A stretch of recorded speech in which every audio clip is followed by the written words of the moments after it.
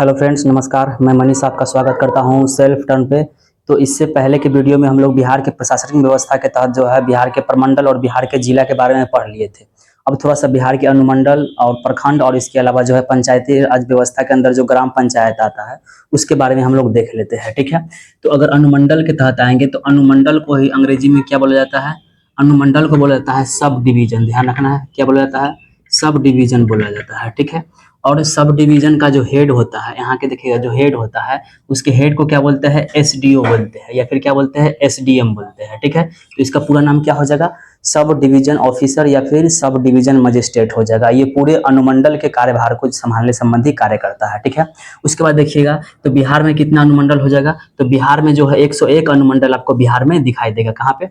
बिहार में 101 अनुमंडल आपको दिखाई देगा। ठीक है, इसके अलावा दो ऐसे जिला आपको दिखाई देगा जहां पर अनुमंडल की संख्या सबसे अधिक है। एक हो जाएगा पूर्वी चंपारण और एक हो जाएगा पटना, जहां पर अनुमंडल की संख्या जो है 6 है। ठीक है, यानी क्वेश्चन पूछेगा कि अनुमंडल की संख्या के हिसाब से जो है सबसे बड़ा जिला कौन सा है? तो दो जिला हो जाएगा, पूर्वी चंपारण और कौन सा हो जाएगा आपका? पटना हो जाएगा। ठीक है, तो सर्वाधिक अनुमंडल वाला जो जिला है वो कौन सा हो जाएगा? सर्वाधिक अनुमंडल वाला जिला दो हो जाएगा, एक हो जाएगा आपका ईस्ट चंपारण और उसके बाद कौन सा हो जाएगा? पटना हो जाएगा। ठीक है, और दोनों में जो अनुमंडल की संख्या है वो कितना हो जाएगा? 6 हो जाएगा। उसके बाद हम लोग कहाँ आते हैं? प्रखंड। ठीक है, तो प्रखंड आप लोग जानते ही है, इसको हम लोग जो है क्या बोलते हैं? ब्लॉक बोलते हैं। ठीक है, प्रखंड लेवल पर दो अधिकारी आपको दिखाई देगा जो पूरे प्रखंड को संभालने संबंधी कार्य करता है। ठीक है, एक जो होता है वो कौन होता है? बीडीओ, ब्लॉक डेवलपमेंट ऑफिसर, इसको बोलते हैं प्रखंड विकास पदाधिकारी।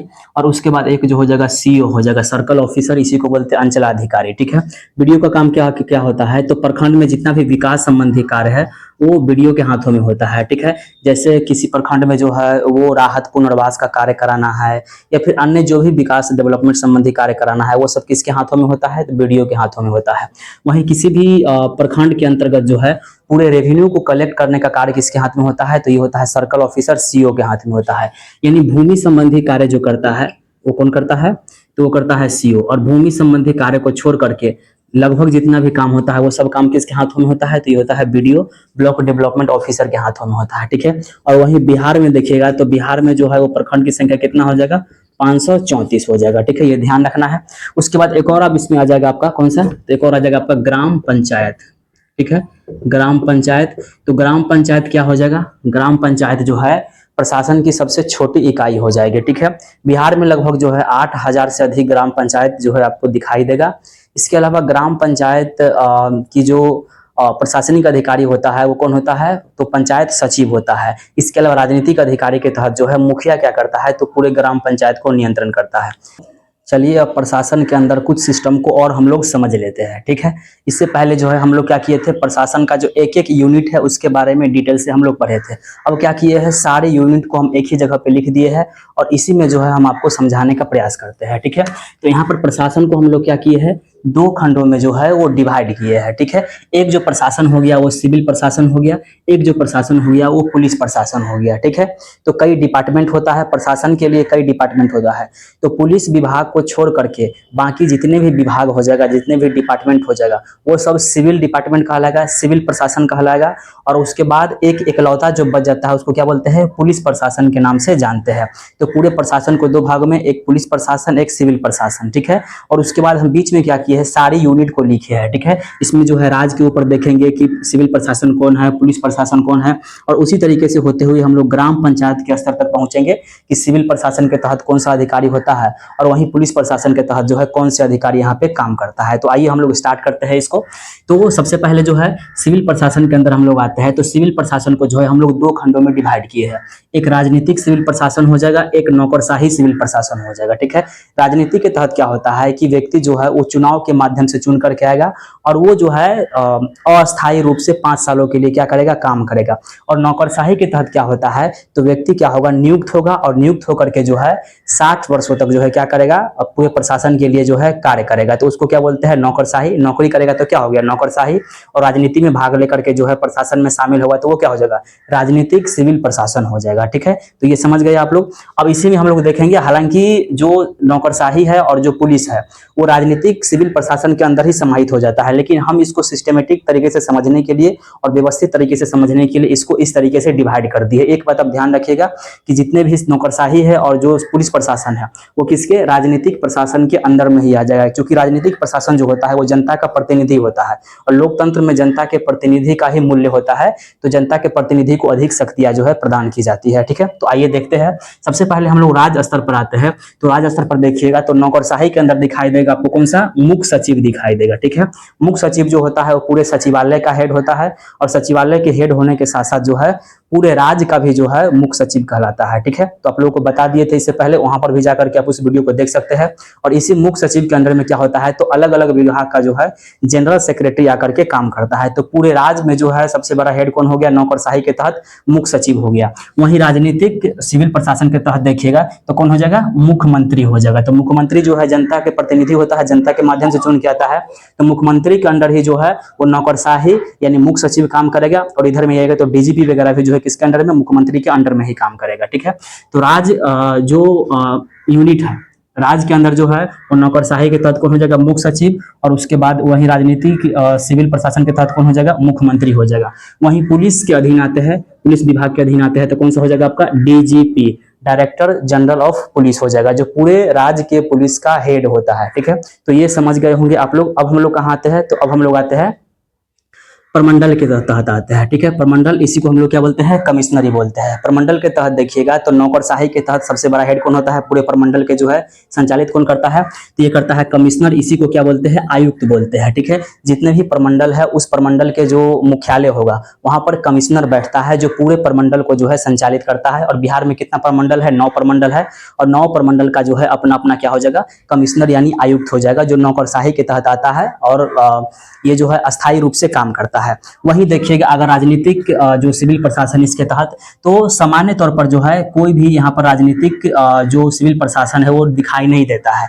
लेकिन फिर भी जो है ये पूरे के पूरे क्षेत्र जो है वो सांसद यानी मेंबर ऑफ पार्लियामेंट के अंडर में आ जाता है। लेकिन प्रत्यक्ष रूप से देखिएगा तो यहाँ पर कोई भी जो है वो राजनीतिक प्रशासन दिखाई नहीं देता है। ठीक है, समझ गए होंगे आप लोग। वहीं अगर जो है प्रमंडल के तहत देखा जाए पुलिस विभाग के अंदर, तो पुलिस विभाग के अंदर जो है पूरे प्रमंडल को संभालने की जिम्मेदारी जो होता है वो आईजी का होता है, इंस्पेक्टर जनरल का होता है। और इंस्पेक्टर जनरल को सहयोग करने के लिए कौन होता है, डीआईजी। ठीक है, डिप्टी इंस्पेक्टर जनरल हो जाएगा। तो राज्य स्तर पर कौन हो गया, डीजीपी। प्रमंडल के स्तर पर कौन हो गया, आईजी और डीआईजी हो गया। अब हम लोग क्या करते हैं, प्रमंडल से थोड़ा सा नीचे आते हैं तो कौन सा हो जाएगा, जिला। जिला स्तर पर आते हैं तो जिला में देखिएगा नौकरशाही के तहत जो है कौन सा हो जाएगा, तो हो जाएगा आपका डीएम यानी डिस्ट्रिक्ट मजिस्ट्रेट हो जाएगा, जो पूरे जिला का क्या होता है, तो पूरे जिला को जो है संचालन करता है और अलग अलग विभाग के बीच में जो है कोऑर्डिनेशन बनाता है। इसी को कलेक्टर भी बोलते हैं, क्योंकि ये टैक्स भी कलेक्ट करने का काम करता है। ठीक है, वहीं अब राजनीतिक प्रशासन के तहत देखिएगा तो यहाँ पर हो जाएगा जिला परिषद। जब जब ग्राम पंचायत का चुनाव होता है, पंचायती राज व्यवस्था का चुनाव होता है, तो वहां पर देखिएगा जिला परिषद का भी जो है चुनाव होता है। और जिला परिषद का जो हेड होता है उसको अध्यक्ष और उपाध्यक्ष बोलते हैं, जो राजनीतिक तौर पर क्या करता है, तो पूरे जिला को जो है नियंत्रित करने संबंधी कार्य करता है। तो राजनीतिक प्रशासन के तहत जो है जिला परिषद हो जाएगा। और वहीं नौकरशाही प्रशासन के तहत कौन हो जाएगा, डीएम हो जाएगा। वहीं जिला स्तर पर आते हैं पुलिस प्रशासन के तहत, तो इधर में कौन हो जाएगा, एसपी। इसको क्या बोलते हैं, सुपरिटेंडेंट ऑफ पुलिस के नाम से जानते हैं। आईएएस का जो एग्जाम होता है उसी के माध्यम से व्यक्ति क्या होता है, तो नियुक्त होकर के आता है। हालांकि इसके ऊपर का जितना भी अधिकारी है वो सब पहले एसपी से ही शुरुआत करता है। ठीक है, और उसके बाद धीरे धीरे करके प्रमोट होकर के जो है आईजी, डीआईजी, डीजीपी वगैरह जो है बनता है। ठीक है, वो लंबा कार्यकाल होता है, 14 वर्ष 15 वर्ष के बाद जो है व्यक्ति प्रमोट होता है, उसके बाद जाकर के बनता है। ठीक है, उसके बाद देखा जाए जिला के नीचे तो क्या हो जाएगा आपका अनुमंडल। अनुमंडल लेवल पर आते हैं तो पूरे अनुमंडल के जो है नौकरशाही सिविल का जो है हेड होता है वो कौन होता है, तो ये हो जाएगा आपका एसडीओ। इसी को क्या बोलते हैं, एसडीएम बोलते हैं, सब डिवीजन ऑफिसर बोलते हैं, अनुमंडलीय पदाधिकारी, जो पूरे अनुमंडल का क्या हो जाएगा, हेड हो जाएगा। वहीं देखा जाए राजनीतिक सिविल प्रशासन के तहत, तो यहाँ पर कोई भी जो है राजनीतिक सिविल प्रशासन प्रत्यक्ष रूप से दिखाई नहीं देता है। लेकिन फिर भी ये क्षेत्र जो है वो जो एमएलए होता है उसके अधीन आता है, एमएलए के अंडर में ही काम करता है। लेकिन प्रत्यक्ष रूप से कोई भी राजनीतिक व्यवस्था यहाँ पर दिखाई नहीं देता है। ठीक है, वहीं देखा जाए तो अनुमंडल लेवल पर जो है वो पुलिस प्रशासन के तहत कौन हो जाएगा, डीएसपी। इसी को डीवाईएसपी के भी नाम से भी जानते हैं। ठीक है, डिप्टी सुपरिटेंडेंट ऑफ पुलिस, इसी का नाम हो जाएगा deputy superintendent of police. BPSC के माध्यम से जो है इसकी नियुक्ति होती है। और पुलिस विभाग के तहत जो है बीपीएससी में सबसे बड़ा पोस्ट जो होता है वो डीएसपी या फिर डीवाईएसपी का होता है। ठीक है, तो ये किस लेवल पे काम करता है, तो ये जो काम करता है वो अनुमंडल लेवल पे काम करता है, सब डिवीजन लेवल पे काम करता है, ठीक है। तो एसडीओ और बाकी इधर समझ गए और उसके बाद यहाँ पर भी समझ गए। अब अनुमंडल से नीचे क्या आता है, प्रखंड आता है, जिसको हम लोग क्या बोलते हैं, ब्लॉक बोलते हैं। ब्लॉक स्तर पे आते हैं तो नौकरशाही के तहत कौन हो जाएगा आपका, तो बीडीओ और सीओ हो जाएगा, ब्लॉक डेवलपमेंट ऑफिसर और सर्कल ऑफिसर हो जाएगा। सब सर्कल ऑफिसर का काम क्या हो जाएगा, तो भूमि संबंधी कार्य जो है इसका होता है। और बीडीओ का काम क्या हो जाएगा, तो पूरे ब्लॉक को जो है डेवलप करने संबंधी कार्य होता है। और ग्राम पंचायत में जितने भी फंड वगैरह होता है वो बीडीओ के माध्यम से ही आता है, ठीक है। वहीं अगर देखा जाए राजनीतिक प्रशासन के तहत, तो राजनीतिक प्रशासन के तहत यहाँ पर आपको दिखाई देगा पंचायत समिति। और पंचायत समिति का भी चुनाव तभी होता है जब ग्राम पंचायत पंचायती राज व्यवस्था का चुनाव होता है। और पंचायत समिति का अध्यक्ष देखिएगा तो वो कौन होता है, प्रमुख और उप प्रमुख होता है, जो पूरे पंचायत समिति को संचालित करता है। तो राजनीतिक व्यवस्था के तहत देखिएगा तो प्रखंड स्तर पे कौन हो जाएगा, पंचायत समिति हो जाएगा, ठीक है। वहीं अगर आते हैं पुलिस व्यवस्था के तहत, पुलिस प्रशासन के तहत, तो यहाँ पर आपको दिखाई देगा क्या, थाना दिखाई देगा, जो कहाँ पे होता है, ब्लॉक के स्तर पर जो है थाना होता है, ठीक है। अब थाना में भी देखिएगा कई पुलिस से संबंधित व्यक्ति होते हैं, अलग अलग पोस्ट पर जो है स्थापित होते हैं। थोड़ा सा उसको समझ लेते हैं। कई बार यहाँ पे कंफ्यूजन हो जाता है कि किस तरीके से जो है वो थाना में व्यक्ति काम करता है, पुलिस काम करता है, इसके बारे में, ठीक है। तो ये थोड़ा सा हम लोग समझते हैं। थाना में जब हम लोग आते हैं तो सबसे निम्न स्तर पे जो पुलिस होता है उसको बोलते हैं कांस्टेबल, या इसी को क्या बोलते हैं, सिपाही बोलते हैं। कांस्टेबल की पहचान क्या होती है कि इसका जो है कंधे पर क्या होता है, एक सादा पट्टी इस तरीके से लगा हुआ रहता है, ठीक है। केवल सादा पट्टी रहेगा, उस पर किसी भी तरह का स्टार या सितारा वगैरह आपको दिखाई नहीं देगा। तो वो क्या हो जाएगा, आपका कांस्टेबल हो जाएगा, यानी सिपाही हो जाएगा। उसके बाद कांस्टेबल में ही जो है कुछ कांस्टेबल क्या होता है, तो एक्सपीरियंस होल्डर होता है, जिसको काफी अनुभव होता है, वही व्यक्ति थोड़ा सा प्रमोट होता है, थोड़ा सा पदोन्नति होती है उसकी, ठीक है। और पदोन्नति होने के बाद क्या होता है, वही व्यक्ति बनता है हेड कांस्टेबल, यानी कांस्टेबल से थोड़ा सा हेड, तो उसको क्या बोलेंगे, हेड कांस्टेबल। इसी को सामान्य रूप में हवलदार भी बोला जाता है। इसकी पहचान क्या है, तो इसका जो है एक सादा पट्टी होगा इस तरीके से, और सादा पट्टी के ऊपर जो है इस तरीके से 3 लाइन आपको दिखाई देगा, ठीक है। तो वो क्या हो जाएगा आपका, वो हो जाएगा हेड कांस्टेबल हो जाएगा, ठीक है, यानी हवलदार हो जाएगा। अब हवलदार का जो है प्रत्यक्ष रूप से जो है नियुक्ति नहीं होती है। आप शुरू में जब एग्जाम दीजिएगा बिहार पुलिस का, तो पहले आपको कांस्टेबल बनाया जाएगा, और कांस्टेबल में ही जो है जो हेड होता है, थोड़ा सा कुछ अनुभव हो गया है तो वही क्या बन जाता है, हेड कांस्टेबल बन जाता है, जो अन्य कांस्टेबल को क्या करता है, कंट्रोल करता है, या फिर दिशा निर्देश देता है कि किस तरीके से काम करना है, ठीक है। उसके बाद आते हैं तो थाना लेवल पर जो है कुछ स्टार वाला व्यक्ति भी होता है, उसको समझ लेते हैं। एक होता है एएसआई, इसको बोलते हैं असिस्टेंट सब इंस्पेक्टर। इसको क्या होता है, कंधे पर देखिएगा तो जो पट्टी होता है उस पट्टी पर एक स्टार इस तरीके से आपको दिखाई देगा, तो उसको बोलते हैं एएसआई, असिस्टेंट सब इंस्पेक्टर बोलते हैं। लेकिन ये स्टार जो होता है वो गोल्डन कलर का होता है, ठीक है। एक बात और समझिएगा, जो डीवाईएसपी होता है उसको भी ट्रिपल स्टार मिलता है, लेकिन वो ट्रिपल स्टार जो होता है वो सिल्वर कलर का होता है। और इंस्पेक्टर को भी ट्रिपल स्टार मिलता है, लेकिन वो ट्रिपल स्टार जो है वो गोल्डन कलर का होता है। तो ध्यान रखिएगा, अगर ट्रिपल स्टार कंधे पर होगा और सिल्वर कलर का होगा तो याद रखिएगा वो क्या हो जाएगा, डीवाईएसपी हो जाएगा। और अगर ट्रिपल स्टार होगा और गोल्डन कलर का होगा तो ये क्या हो जाएगा, इंस्पेक्टर हो जाएगा, जो थाना के हेड होता है। सामान्यतः इसको थाना प्रभारी के नाम से भी जानते हैं, ठीक है। उसके बाद देखिएगा तो कौन हो जाएगा आपका, सब इंस्पेक्टर हो जाएगा। सब इंस्पेक्टर यानी एसआई हो जाएगा, इसको डबल स्टार मिलता है, और डबल स्टार जो कंधा पर होता है वो कैसा होता है, गोल्डन कलर का होता है। और उसके बाद क्या होता है, इंस्पेक्टर होता है, इसको ट्रिपल स्टार मिलता है, और ये कैसा होता है, गोल्डन कलर का हो जाएगा, ठीक है। अब एक बात समझिएगा, भर्ती जो होता है जब बिहार दरोगा का भर्ती होता है तो या तो लोग एएसआई बनता है या फिर एसआई बनता है, डायरेक्ट इंस्पेक्टर नहीं बनता है, ठीक है। जैसे अगर आपका रैंक अच्छा आया तो आपको सब इंस्पेक्टर डबल स्टार दिया जाएगा, और रैंक थोड़ा सा कम आया तो आपको एएसआई यानी असिस्टेंट सब इंस्पेक्टर 1 स्टार दिया जाएगा, ठीक है।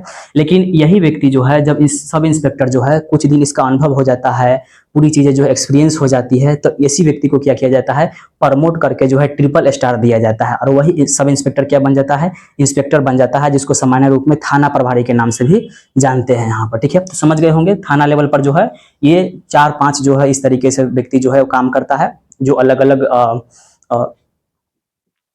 अलग रूप में जो है व्यवस्थित होता है, ठीक है। उसके बाद ग्राम पंचायत लेवल पर आते हैं, तो ग्राम पंचायत लेवल पर नौकरशाही के तहत जो है पूरे ग्राम पंचायत का जो हेड होता है, जो सरकारी नौकरी के माध्यम से नियुक्त होकर के आता है, तो वो कौन हो जाएगा, आपका ग्राम सचिव हो जाएगा। वहीं राजनीति व्यक्ति के तहत देखिएगा तो कौन हो जाएगा, आपका मुखिया हो जाएगा, वार्ड हो जाएगा, ये सारा का सारा किसी में आ जाएगा, तो ये आ जाएगा आपका जो है वो राजनीतिक प्रशासन के तहत आ जाएगा। ठीक है, उसके बाद वहीं देखा जाए ग्राम पंचायत स्तर पर जो है पुलिस विभाग के तहत कौन होता है, चौकीदार होता है, जिसकी जिम्मेदारी जो है पूरे ग्राम पंचायत को संभालने की होती है। और ये चौकीदार क्या करता है, तो थाना में जाकर के बैठता है, अलग अलग ग्राम पंचायत का अपना अपना चौकीदार होता है। और उस ग्राम पंचायत में किसी भी व्यक्ति के ऊपर कोई मामला आता है तो वही चौकीदार क्या करता है, थाना से उस मामले को लेकर के अपने ग्राम पंचायत में पहुंचाने संबंधी कार्य करता है। ठीक है, अब मेन बात समझिए, भोजपुरी के सिंगर कहा कि जिला के ऊपर गाना निकला, प्रखंड के ऊपर जो है गाना निकला, प्रखंड हो या जिला बबुआने से हिला। तब कहा गया कि भाई थाना कल्ला बचल रहेगा, थाना के ऊपर भी गाना निकलना चाहिए। तो थाना के ऊपर जो है रंगदारी वाला गाना निकाल दिया कि उठाबाई लेहब हितवा के दिन में, और थाना बाटे हमारे जमीन में। समझ पा रहे हैं ना? तो उम्मीद है कि ये सारी चीजें आप लोग अच्छे तरीके से समझे होंगे और कोई भी कंफ्यूजन अब आपके पास नहीं रहा होगा। ठीक है, अब हम लोग क्या करते हैं कि जो स्थानीय स्वशासन है उसके बारे में डिटेल से पढ़ते हैं। स्थानीय स्वशासन पढ़ने के बाद हमारे बिहार की राज्य व्यवस्था कंप्लीट हो जाएगी, फिर हम लोग बिहार के भूगोल की ओर जो है गमन करेंगे। ठीक है, आइए देखते हैं। चलिए अब पढ़ते हैं स्थानीय स्वशासन अर्थात स्थानीय सरकार के बारे में। ठीक है, तो जैसा कि आप लोगों को पता है कि हमारे भारत में जो है विकेंद्रीकरण का शासन चलता है। इसमें 3 स्तर पे सरकार दिखाई देगा और भारत की जो है ये अनूठी विशेषता है। सबसे ऊपर स्तर पे जो होता है वो केंद्र सरकार होता है, राज्य स्तर पे जो होता है राज्य सरकार होता है, और वहीं स्थानीय स्तर अर्थात जिला स्तर पे, प्रखंड स्तर पे, ग्राम पंचायत स्तर पे जो सरकार होता है उसको स्थानीय सरकार बोलते हैं या फिर स्थानीय स्वशासन के नाम से जानते हैं। तो केंद्र सरकार के बारे में जो है आप लोग को संविधान के अकॉर्डिंग देखिएगा तो भाग 5 में पढ़ना पड़ता है, राज्य सरकार के बारे में भाग 6 में पढ़ना पड़ता है, और वहीं देखिएगा स्थानीय सरकार के बारे में तो आप लोगों को भाग 9 और भाग 9 के ए में जो है पढ़ना होता है। जब संविधान आप लोग पढ़िएगा तो वहां पर जो है ये सारी चीजें चर्चा होती है। लेकिन अभी हम लोग देख रहे हैं बिहार स्पेशल, तो बिहार स्पेशल में देखते हैं कि कौन कौन सामान्य चीजें जो है हम लोग को समझने की आवश्यकता है। यहाँ से कई बार प्रश्न आता है और यहाँ से हमेशा संभावना बनी रहती है कि 1-2 प्रश्न पूछ लिया जाए। ऐसे में आपको क्या करना है, इन चीजों को अच्छे तरीके से समझना है। तो आइए हम लोग स्टार्ट करते हैं स्थानीय स्वशासन, या इसी को बोलते हैं स्थानीय सरकार। तो सबसे पहला स्थानीय स्वशासन क्या होता है? स्थानीय स्वशासन कहने का तात्पर्य यही होता है कि सरकार की जो व्यवस्था है या फिर लोकतंत्र की व्यवस्था जो है वो जिला स्तर पर होगा, गांव स्तर पर होगा, या छोटे छोटे शहरों के स्तर पर होगा, प्रखंड स्तर पर होगा। तो इसी को सामूहिक रूप से जो है स्थानीय स्वशासन या फिर स्थानीय सरकार के नाम से जानते हैं, ताकि लोकतंत्र का पहुंच जो है घर घर तक हो सके। ठीक है, अब मान लीजिए स्थानीय सरकार की व्यवस्था नहीं रहता और केवल जो है वो केंद्र सरकार और राज्य सरकार रहता, और आपको कोई जनप्रतिनिधि से काम करवाना है तो आपको किससे जाकर के मिलना पड़ता? या तो एमएलए से जाकर के मिलना पड़ता या फिर एमपी से जाकर के मिलना पड़ता। और एमएलए एमपी जो है आपको हमेशा दिखाई नहीं देता है, वो कभी दिखाई देंगे कभी दिखाई नहीं देंगे, तो फिर तो आपका काम हो गया, तो फिर लोकतंत्र किस काम का रह गया? इसीलिए कहा गया कि नहीं, सरकार या फिर लोकतंत्र जो है गांव गांव तक पहुंचनी चाहिए, ताकि हर व्यक्ति को जो है लोकतंत्र की महत्ता पहचान में आ सके। ठीक है, तो इसी को लेकर के जो है पंचायती राज व्यवस्था या फिर स्थानीय स्वशासन की स्थापना की गई है। तो स्थानीय स्वशासन आप लोग समझ गए। इसको 2 खंडों में हम लोग डिवाइड करते हैं, एक ग्रामीण स्तर पे होता है यानी गांव के स्तर पे होता है, एक शहरी स्तर पे होता है। उन दोनों को हम लोग समझते हैं। ठीक है, जो ग्रामीण स्तर पे होता है उसको हम लोग क्या बोलते हैं? उसको बोलते हैं पंचायती राज व्यवस्था बोलते हैं। और वहीं जो शहरी स्तर पे होता है उसको हम लोग क्या बोलते हैं? नगर पालिका बोलते हैं। नगर में जो नियम को पालन करवाता है उसको क्या बोलते हैं? नगर पालिका बोलते हैं। तो गांव में अलग स्थानीय स्वशासन और शहर में अलग स्थानीय स्वशासन आपको दिखाई देगा। पहले गांव वाला हम लोग समझ लेते हैं, फिर उसके बाद हम लोग शहर वाला जो स्थानीय स्वशासन है उसको समझेंगे। अगर ग्रामीण स्थानीय स्वशासन के अंदर आते हैं तो इसको क्या बोलते हैं? पंचायती राज व्यवस्था बोलते हैं। और इस पंचायती राज व्यवस्था में क्या होता है कि एक क्षेत्र में जो है ऊपर से नीचे की ओर जो है वर्टिकल वे में आपको दिखाई देगा 3 यूनिट दिखाई देता है। ठीक है, सबसे ऊपर जो यूनिट होता है जो जिला स्तर पे होता है उसको बोलते हैं जिला परिषद। उसके बाद बीच में जो होता है प्रखंड स्तर पे उसको क्या बोलते हैं? पंचायत समिति के नाम से जानते हैं, जो मध्यवर्ती स्तर पे होता है। और सबसे नीचे जो होता है वो ग्रामीण स्तर पे होता है, इसको क्या बोलते हैं? ग्राम पंचायत बोलते हैं। अब जिस गांव में होगा वो सामान्यतः ये तीनों यूनिट होगा। कोई भी गांव में देखिएगा तो ये सामान्यतः तीनों यूनिट आपको दिखाई देगा, लेकिन ये तीनों यूनिट ऊपर से नीचे होगा। सबसे ऊपर कुछ और होगा, जिला, सबसे ऊपर जिला परिषद होगा, बीच में जो है पंचायत समिति होगा, और सबसे नीचे क्या हो जाएगा? आपका ग्राम पंचायत होगा। यानी कोई गांव में अगर जाते हैं और गांव में अगर हम स्थानीय स्वशासन को देखते हैं तो उसको बोलते हैं पंचायती राज व्यवस्था। और पंचायती राज व्यवस्था जो है वो कैसे काम करता है? वर्टिकल काम करता है, ऊर्ध्वाधर रूप में काम करता है। यानी जहां पर होगा वो सामान्यतः ये तीनों सिस्टम दिखाई देगा।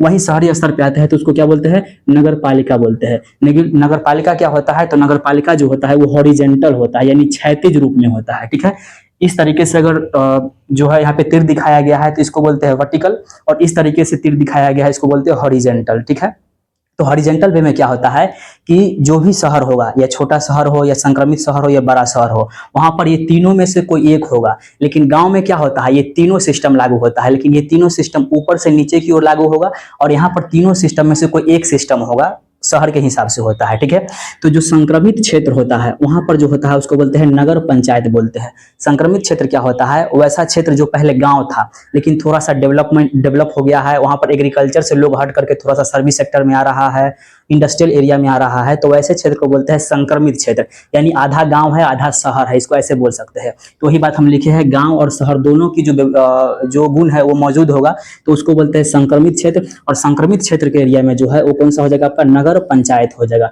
नगर पालिका के तहत कौन हो जाएगा, नगर पंचायत हो जाएगा। वही छोटा शहर है, शहर का भी कई कैटेगरी होता है, कोई छोटा होता है कोई बड़ा होता है, तो छोटा शहर में जो होता है उसको क्या बोलते हैं, नगर परिषद बोलते हैं। और वहीं बड़े शहर जो हो जाएगा वहां पे क्या हो जाएगा, नगर निगम हो जाएगा। जैसे कोलकाता हो गया, मुंबई हो गया, दिल्ली हो गया, ये सब बड़ा बड़ा शहर है, तो यहाँ पे क्या हो जाएगा, नगर निगम जो है आपको काम करेगा। और ये तीनों सिस्टम जो है कैसे होता है, तो तीनों सिस्टम जो होता है हॉरिजेंटल वे में होता है। ये तीनों में से जो है किसी भी शहर में कोई एक सिस्टम ही लागू होगा, या तो नगर निगम होगा, या नगर परिषद होगा, या नगर पंचायत होगा। लेकिन गांव में क्या होता है, ये तीनों सिस्टम लागू होगा लेकिन ऊपर से नीचे की ओर लागू होगा। ठीक है, तो पंचायती राज व्यवस्था में समझ गए क्या होता है, और नगर पालिका में समझ गए। कई बार क्वेश्चन यहाँ पे आया हुआ है कि पंचायती राज व्यवस्था के तहत जो है मध्यवर्ती स्तर पे कौन सा यूनिट होता है, और 4 ऑप्शन इस तरीके से दे दिया जाता है, वहां पर आपको चुनना होता है। तो मध्यवर्ती स्तर पे कौन हो जाएगा, पंचायत समिति हो जाएगा। सबसे नीचे कौन सा हो जाएगा, ग्राम पंचायत हो जाएगा। अब इसी में से हम लोग जिला परिषद के बारे में देख लेते हैं, पंचायत समिति के बारे में देख लेते हैं, और नीचे जो है ग्राम पंचायत में देख लेते हैं। और ग्राम पंचायत के अंदर जो है मुखिया हो गया, वार्ड हो गया, पंच हो गया, सरपंच हो गया। इसके अलावा देखिएगा तो यहीं पर आपको जो है वो ग्राम सभा दिखाई देगा, उसके बारे में देख लेते हैं, क्योंकि वहां से भी ऑब्जेक्टिव में प्रश्न आता है।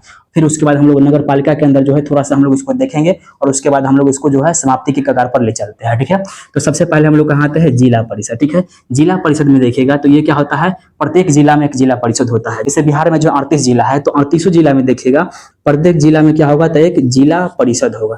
इस जिला में भी, सभी जिला में एक जिला परिषद होगा। ठीक है, अब इस पूरे जिला को क्या किया जाता है, कई खंडों में इस तरीके से डिवाइड कर दिया जाता है। ठीक है, 50,000 की जनसंख्या पर इसको डिवाइड किया जाता है। कितनी जनसंख्या पर, 50,000। ठीक है, यानी पूरे जिला में जो है एक जिला परिषद होगा, जो उस जिला के मुख्यालय में एस्टेब्लिश होगा। ठीक है, और उस पूरे जिला को क्या किया जाएगा, तो कई खंडों में, कई निर्वाचन क्षेत्र में डिवाइड किया जाएगा, और 50,000 की जनसंख्या पर डिवाइड किया जाता है। ठीक है, और प्रत्येक एरिया से क्या होगा, एक एक व्यक्ति जो है वो चुन करके आएगा, कहाँ पे, तो जिला के मुख्यालय में आकर के जो है बैठेगा। और जो व्यक्ति चुन करके आया उसको बोलते हैं जिला परिषद सदस्य, या इसी को बोलते हैं जिला पार्षद। यानी जहां पे लोग बैठ रहा है उसको बोलते हैं जिला परिषद, और जो उसका मेंबर है उसको बोलते हैं जिला पार्षद, या फिर जिला परिषद का सदस्य बोलते हैं। समझ में आ गया। और जिला परिषद जो है कितने की जनसंख्या पर चुन के आता है, तो ये चुन के आता है 50,000 की जनसंख्या पर। ये आपको ध्यान में रखने की आवश्यकता होता है। ठीक है, इसके अलावा देखिएगा तो जिला परिषद का जो है ये पूरे व्यक्ति जो चुन करके आया है अलग, और वो बैठेगा कहाँ पे, जिला के मुख्यालय में बैठेगा, उसको क्या बोलते हैं, जिला परिषद बोलते हैं। अब इस जिला परिषद के जो है कोई ना कोई अध्यक्षता करने वाला व्यक्ति होना चाहिए, तो अध्यक्षता करने वाला जो व्यक्ति होता है उसको बोलते हैं अध्यक्ष। और उसके बाद एक क्या होता है, एक होता है उपाध्यक्ष होता है। ठीक है, तो अध्यक्ष और उपाध्यक्ष का चुनाव जो है प्रत्यक्ष रूप से नहीं होता है, अप्रत्यक्ष रूप से होता है। पहली बार चुनाव के बाद जब जिला परिषद का बैठक होता है तो उस बैठक में क्या होता है, सभी जिला पार्षद जो है मौजूद होता है, और यही जिला पार्षद क्या करता है, तो इसी में से एक व्यक्ति को चुन करके भेजता है जो अध्यक्ष कहलाता है, और इसी में से एक व्यक्ति को चुन कर भेजता है जिसको क्या बोलते हैं, उपाध्यक्ष बोलते हैं। तो अध्यक्ष और उपाध्यक्ष क्या करता है, पूरे जिला परिषद को कंट्रोल करता है। तो क्या जिला परिषद के जो अध्यक्ष और उपाध्यक्ष है उसका चुनाव प्रत्यक्ष रूप से हुआ, यानी डायरेक्ट जनता के माध्यम से हुआ? नहीं। किसके माध्यम से हुआ, जनता जो है जिला पार्षद को चुन के भेजा, और जिला पार्षद जाकर के अध्यक्ष और उपाध्यक्ष का चुनाव किया, यानी अप्रत्यक्ष रूप से हो जाएगा। वहीं जिला पार्षद का चुनाव कैसे हो जाएगा, प्रत्यक्ष रूप से हो जाएगा। ठीक है, तो ये आपको ध्यान में रखने की आवश्यकता है। इसके अलावा देखिएगा तो जो जिला परिषद की बैठक होती है, वो जिला परिषद की बैठक जो है कैसे होती है, तो एक साल में देखिएगा, एक साल में देखिएगा तो मिनिमम जो है कितना होता है, मिनिमम जो है 4 बैठक होता है। एक साल में मिनिमम 4 बैठक होता है। तो एक साल में मिनिमम 4 बैठक होगा तो कितने महीना के अंतराल पर हो जाएगा, 3-3 महीना के अंतराल पर हो जाएगा। यानी पहला 3 महीना के अंतराल पर एक बैठक, दूसरा 3 महीना के अंतराल पर एक बैठक, तीसरा 3 महीना के अंतराल पर एक बैठक और चौथा 3 महीना के अंतराल पर चौथा बैठक हो जाएगा। ठीक है, तो इसमें बताया गया है कि जिला परिषद का जो है मिनिमम 1 साल में 4 बैठक होगा और प्रत्येक 3-3 महीना के अंतराल पर बैठक जो है वो संबोधित होता है। समझ गए आप लोग? तो ये हो गया आपका जिला परिषद। जिला परिषद के बाद हम लोग कहाँ आते हैं? तो अब हम लोग आते हैं पंचायत समिति। ठीक है, कहाँ पे आते हैं? पंचायत समिति। पंचायत समिति किस स्तर पर होता है? प्रखंड के स्तर पर होता है। ठीक है, अब क्या होता है बिहार में जो है 534 आपको प्रखंड दिखाई देगा, तो पंचायत समिति भी क्या हो जाएगा? 534 हो जाएगा, क्योंकि प्रत्येक प्रखंड में क्या होता है? एक पंचायत समिति होता है। ठीक है, अब पंचायत समिति वास्तव में कोई लोग नहीं होता है, बल्कि ये लोगों का टीम होता है, लोगों का ग्रुप होता है। ये ग्रुप कहाँ से आता है? तो पूरे प्रखंड को कई निर्वाचन क्षेत्रों में इस तरीके से डिवाइड किया जाता है और प्रत्येक क्षेत्र से एक व्यक्ति चुन करके आकर के ब्लॉक में बैठता है। ठीक है, तो जो व्यक्ति चुन करके आकर के ब्लॉक में बैठता है उसको क्या बोलते हैं? उसको बोलते हैं पंचायत समिति सदस्य, और उन सभी लोगों के ग्रुप को क्या बोलते हैं? पंचायत समिति बोलते हैं। समझ में आ गया? दोनों में अंतर समझिएगा। जो अलग अलग क्षेत्रों से चुन करके आया है उसको बोलते हैं पंचायत समिति सदस्य, और जो ये टीम है उसको क्या बोलते हैं? पंचायत समिति बोलते हैं, जो कहाँ पे होता है? ब्लॉक स्तर पे हो जाएगा। ठीक है, इसके अलावा देखिएगा तो पंचायत समिति की जो है अध्यक्षता कौन करता है? तो इसका अध्यक्षता जो करता है वो करता है प्रमुख, और कौन करता है? उप प्रमुख करता है। कौन करता है? प्रमुख और उप प्रमुख करता है। तो अब बताइए पंचायत समिति सदस्य का चुनाव कैसे हुआ? प्रत्यक्ष रूप से, क्योंकि जनता डायरेक्ट वोटिंग करता है। वहीं प्रमुख और उप प्रमुख का चुनाव कैसे हुआ? अप्रत्यक्ष रूप से। कैसे? क्योंकि जब पहली बार चुनाव होकर के जो है जितने भी पंचायत समिति सदस्य है वो प्रखंड में आकर के बैठता है, और बैठने के क्रम में क्या होता है? तो इसी में से जो है एक व्यक्ति प्रमुख के रूप में और इसी में से एक व्यक्ति उप प्रमुख के रूप में चुन करके आता है। यानी प्रमुख और उप प्रमुख का जो चुनाव होता है वो कैसे होता है? अप्रत्यक्ष रूप से यहाँ पर आपको दिखाई देगा। ठीक है, अब समझिए पंचायत समिति का जो बैठक अगर देखिएगा, पंचायत समिति का बैठक, ठीक है, तो बैठक जो है 1 साल में देखिएगा तो 1 साल में जो है मिनिमम कितना बैठक होता है? मिनिमम जो है 6 बैठक होता है। कम से कम 1 साल में 6 बैठक होना अनिवार्य है। ठीक है, तो 1 साल में 6 बैठक होगा तो कितना कितना महीना के अंतराल पर होना चाहिए? 2-2 महीने के अंतराल पर, पहला 2 महीना के अंतराल पर, फिर अगला 2 महीना के अंतराल पर, फिर अगला 2 महीना के अंतराल पर, फिर अगला 2 महीना के अंतराल पर, इसी तरीके से 2, 4, 6, 8, उसके बाद 10 महीना, उसके बाद कितना हो जाएगा? 12 महीने, यानी 1 साल हो जाएगा। यानी मिनिमम 6 बैठक होना चाहिए और कम से 2-2 महीना के अंतराल पर जो है एक बैठक यहाँ पे होना चाहिए। ये आपको ध्यान में रखने की आवश्यकता है। तो ये किसका हो जाएगा? ये हो जाएगा पंचायत समिति का हो जाएगा। अब